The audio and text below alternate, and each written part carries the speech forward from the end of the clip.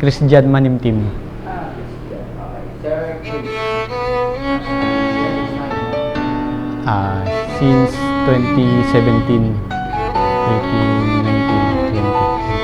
20, magta-22, magpa 5 years na. Medyo kinakabahan kasi kakasal niya.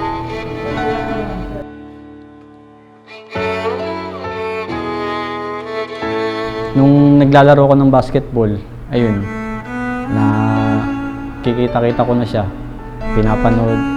nanonood siya ng basketball. Pero hindi pa kami magkakilala nun. Tapos, nung wala pa akong trabaho, mamasada ako ng tricycle. Yun, isang beses nakita ko siya sa Save More. Naglalakad siya pa uwi na. Pag uwi ko, sinearch ko pangalan niya sa Facebook. Nagka-chat kami.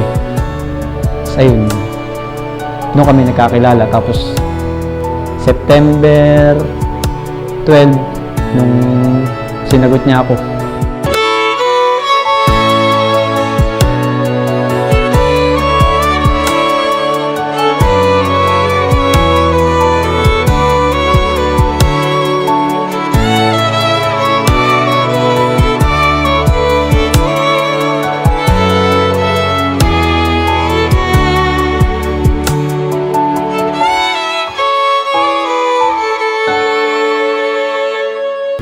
Una ko siyang nakita sa basketball court.